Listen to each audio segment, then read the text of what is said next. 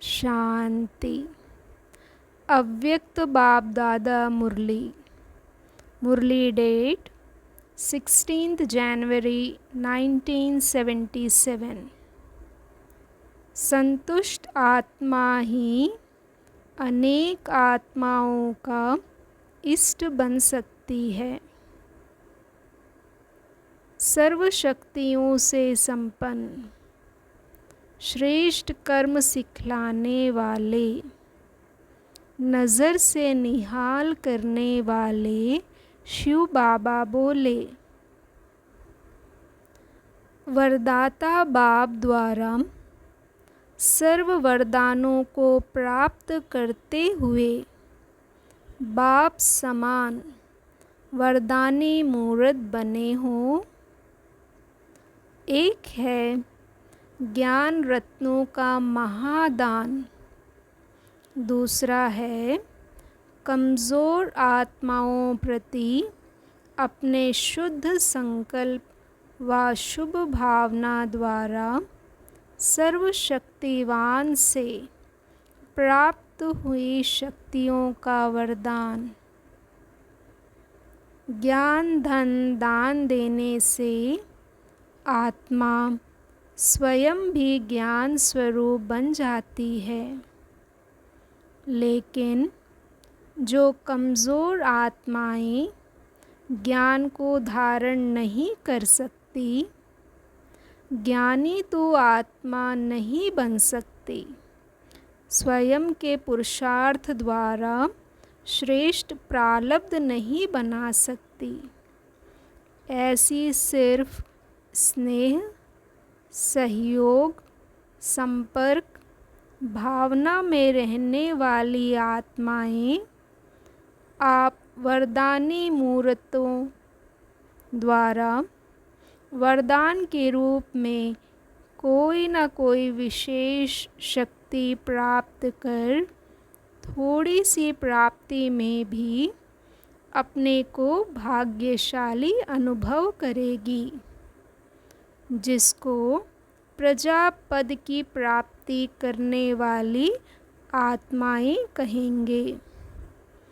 ऐसी आत्माएं डायरेक्ट सम्मुख योग द्वारा व स्वयं की सर्वधारणाओं द्वारा बाप दादा द्वारा सर्व शक्तियों को प्राप्त नहीं कर पाती, लेकिन प्राप्त की हुई आत्माओं द्वारा आत्माओं के सहयोग से कुछ न कुछ वरदान प्राप्त कर लेती है। शक्तियों को विशेष रूप में वरदान कह पुकारते हैं, तो अभी अंत के समय में महादानी से भी ज़्यादा वरदानी रूप की सेवा होगी। स्वयं की अंतिम स्टेज पावरफुल होने के कारण, संपन्न होने के कारण ऐसी प्रजा आत्माएं थोड़े समय में थोड़ी सी प्राप्ति में भी बहुत खुश हो जाती है। स्वयं की संतुष्ट स्थिति होने के कारण वे आत्माएं भी जल्दी संतुष्ट हो जाती हैं और खुश होकर बार बार महान आत्माओं के गुण गाएंगी। कमाल है, यही आवाज़ चारों ओर अनेक आत्माओं के मुख से निकलेगा। बाप का शुक्रिया और निमित्त बनी हुई आत्माओं का शुक्रिया, यही गीतों के रूप में चारों ओर गूंजेगा। प्राप्ति के आधार पर हर एक आत्मा अपने दिल से महिमा के फूलों की वर्षा करेगी। अब ऐसे वरदानी मूर्त बनने के लिए विशेष अटेंशन एक बात का रखना है। सदा स्वयं से और सर्व से संतुष्ट। संतुष्ट आत्मा ही अनेक आत्माओं का इष्ट बन सकती है। वह अष्ट देवता बन सकती है। सबसे बड़े से बड़ा गुण कहो या दान कहो या विशेषता कहो या श्रेष्ठता कहो, वह संतुष्टता ही है। संतुष्ट आत्मा ही प्रभु प्रिय, लोकप्रिय और स्वयं प्रिय होती है। संतुष्ट आत्मा की परख इन 3 बातों से होती है। ऐसी संतुष्ट आत्मा ही वरदानी रूप में प्रसिद्ध होगी। तो अपने को चेक करो कि कहाँ तक संतुष्ट आत्मा सो वरदानी आत्मा बने हैं। समझा?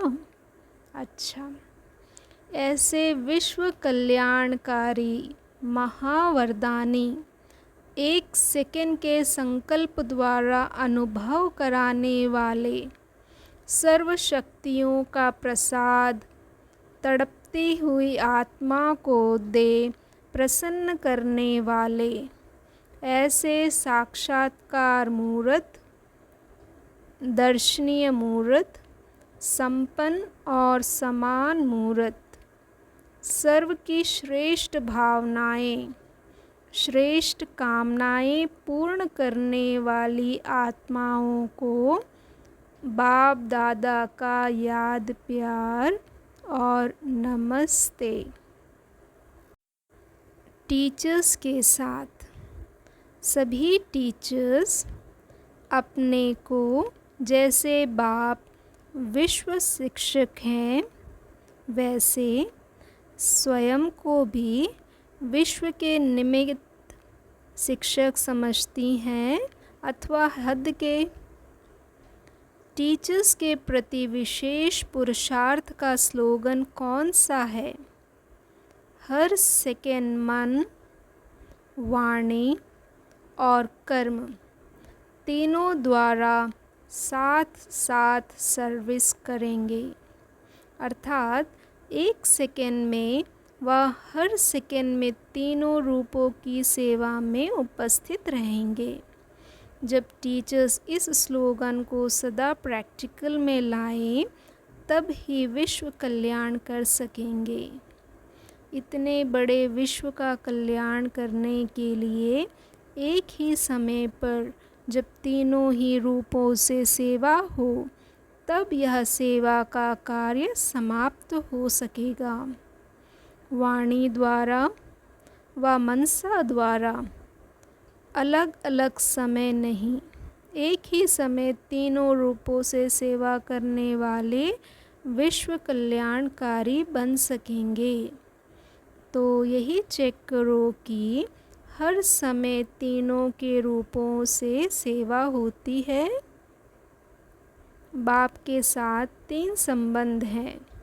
बाप, शिक्षक और सद्गुरु के स्वरूप से सेवा करते हैं। तो निमित्त टीचर्स को एक ही समय में 3 रूपों से सेवा करनी है, तो मास्टर त्रिमूर्ति हो जाएंगे। समझा? जितना जितना टीचर्स शक्ति संपन्न बनेंगी, उतना ही सर्व आत्माओं के प्रति निमित्त बन सकेंगी। निमित्त बनने वालों के ऊपर बहुत जिम्मेवारी होती है। निमित्त बनने वाले का 1 सेकंड में 1 का पद्मागुण बनना भी है। निमित्त बनने वाले का 1 सेकंड में 1 का पद्मागुण बनना भी है। प्राप्ति का भी चांस है। और फिर अगर निमित्त बने हुए कोई ऐसा कर्म करते जिसको देख और सभी विचलित हो, उसकी पद्मा गुणा उल्टी प्राप्ति भी होती है। संकल्प से वृत्ति बनेगी और वृत्ति से वातावरण बनेगा। तो ऐसा कोई संकल्प व वृत्ति ना हो जिससे वातावरण अशुद्ध बने। ऐसा कोई बोल ना हो जिसको सुनकर कोई विचलित हो।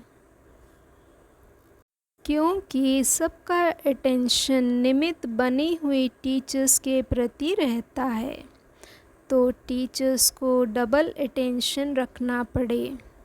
सभी ऐसे ही डबल अटेंशन रखते हुए चल रहे हो ना। पहले सोचो फिर करो, पहले करो फिर सोचो नहीं तो टाइम और एनर्जी वेस्ट चली जाती है। टीचर्स को तो विशेष खुशी होनी चाहिए, क्योंकि टीचर्स को लिफ्ट है एक बाप और सेवा में रहने की, और कोई वातावरण नहीं है। तो इस लिफ्ट का लाभ उठाना चाहिए ना।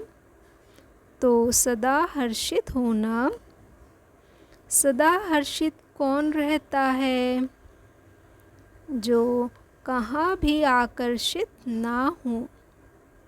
अगर किसी भी तरफ, चाहे प्रकृति, चाहे आत्माओं, चाहे आत्माओं के गुणों की तरफ आकर्षित होते हो तो हर्षित नहीं रह सकेंगे।